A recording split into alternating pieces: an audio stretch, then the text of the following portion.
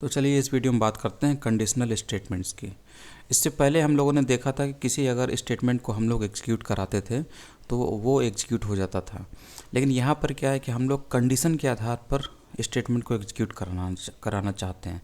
मतलब यह है कि कंडीशन जब ट्रू हो तब एग्जीक्यूट हो, कंडीशन जब फॉल्स हो तब कोई दूसरा कोड एग्जीक्यूट हो। इस टाइप के जो स्टेटमेंट होते हैं इनको कंडीशनल स्टेटमेंट बोलते हैं। मतलब कंडीशन के आधार पर हमें अपने स्टेटमेंट को एग्जीक्यूट कराना है। तो ये कंडीशन क्या हो सकती हैं, जैसे ये A less than B, A less than equal to B, A greater than B, ये सब कंडीशन होती हैं, इनकी हमें ज़रूरत पड़ती है। ठीक है। और इसमें जो कंडीशनल स्टेटमेंट होते हैं वो इफ़ हो गया, एल्स हो गया, एल्स इफ हो गया, स्विच हो गया, ये सब कंडीशनल स्टेटमेंट होते हैं। फिर स्टेटमेंट को देख लेते हैं ये किस टाइप का कंडीशनल स्टेटमेंट होता है। यहाँ पे दिया हुआ है। तो सबसे पहले आपका इफ़ कीवर्ड होता है, उसके बाद पैरेंथेसिस में कंडीशन होती है, और ये कंडीशन जब ट्रू होती है तो इफ़ की बॉडी जो आपको दिख रही है इस कर्ली ब्रैकेट से इस कर्ली ब्रैकेट के बीच में होती है, यानी कि ये इफ़ की बॉडी है। यहाँ पर जो कोड पड़ा हुआ होता है यही रन कर जाता है जब आपकी ये कंडीशन ट्रू हो जाती है।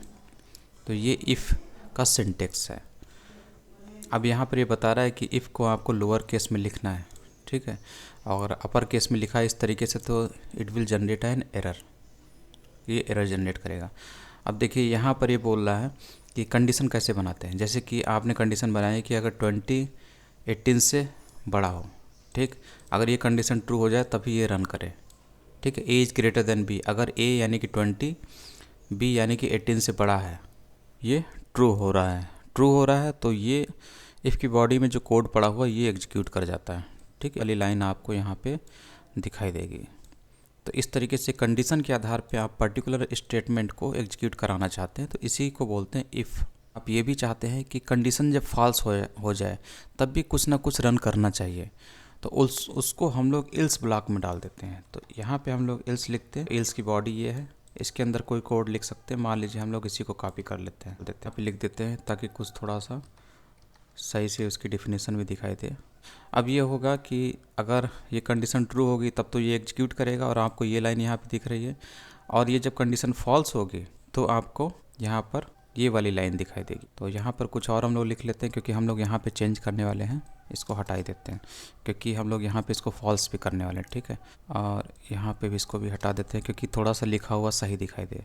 अब यहाँ पर हम लोग यहाँ पे कर लेते हैं 22 कर लेते हैं। तो इससे क्या होगा, ये कंडीशन आपकी फॉल्स हो गई क्योंकि 22 से बड़ा नहीं होता है।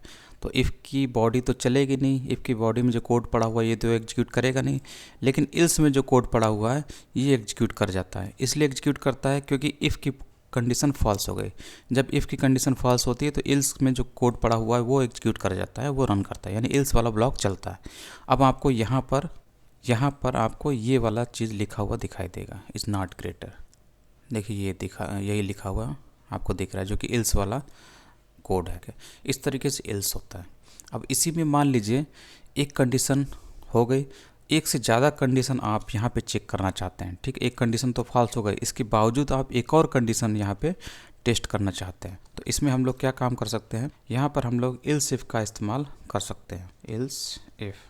ठीक, और इसमें दूसरी कंडीशन टेस्ट कर सकते हैं। ठीक है। तो ये दूसरी कंडीशन, यहाँ पर कोई और कंडीशन इसी टाइप की बना के रख दीजिए। यहाँ पर हम लोग कंडीशन बना लेते हैं कुछ भी, मान लीजिए हम लोग यहाँ पर बना लेते हैं 2 बना लेते हैं, 2 इज़ ग्रेटर देन 23 या 22, और यहाँ पर भी एक कोड अंदर ले लेते हैं। अब इसमें होगा क्या, ये कंडीशन तो आपकी फॉल्स हो गई। ठीक है। तो ये तो आपका रन करेगा नहीं ये वाला कोड, लेकिन यहाँ पे जब टेस्टिंग होगी, कंट्रोल जब यहाँ पर आएगा, यहाँ टेस्ट करेगा, तो ये भी आपका फॉल्स हो जाएगा और ये भी आपका एग्जीक्यूट नहीं करेगा। और लास्ट में क्या एग्जीक्यूट करेगा, एल्स वाला कोड तो चलेगा ही, क्योंकि ऊपर वाला अगर एक भी ना चले तो लास्ट में एल्स का कोड तो चलता ही है। ठीक, तो अभी भी आपको ये वाला लाइन ही यहाँ पर दिखाई देगा। ठीक है, आपको दिख रहा है। लेकिन आप यहाँ पर मान लीजिए आप यहाँ पर इसको ट्रू कर दीजिए। ठीक है। तो ट्रू करने के लिए इसकी कंडीशन थोड़ी बढ़ा देते हैं। मान लीजिए हम लोग यहाँ पर लिख देते हैं 23। ठीक है। तो 23 22 से बड़ा है, अब ये कंडीशन ट्रू हो जाएगी। अब आप देखेंगे ये वाला लाइन आपको एग्जीक्यूट होते हुए दिखेगा और ये वाला आपको यहाँ पे दिखेगा।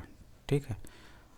तो यहाँ पे भी 23 कर देते हैं क्योंकि ये तो स्ट्रिंग है, तो प्रिंट कराना थोड़ा इसके अनुसार ही दिखाई दे।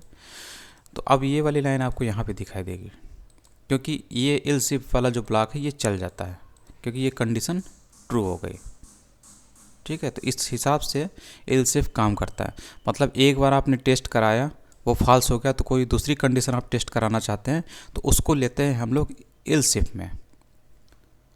ठीक है, और इसके अलावा मान लीजिए हम लोग तीसरी कंडीशन चाहते हैं, वो भी टेस्ट कराना चाहते हैं, क्योंकि ये वाला फॉल्स हो गया है मान लीजिए, तो तीसरी कंडीशन भी टेस्ट कराना चाहते हैं तो उसको भी आप एल्स इफ में ले सकते हैं। तो इस तरीके से एक से ज़्यादा कंडीशन अगर आप टेस्ट करना चाहते हैं तो आप एल्स इफ का इस्तेमाल कर सकते हैं। ठीक, इस तरीके से आपको लिखना होता है और यहाँ पे कंडीशन होती है। और इनमें से अगर एक भी ना चले, सपोज ये भी ना चले और ये भी ना चले, इस तरीके के और भी एल्स इफ कंडीशन आपने यहाँ पे नीचे ले रखी वो भी ना चले, तो लास्ट में एल्स में जो कोड पड़ा हुआ ये ज़रूर एग्जीक्यूट करता है।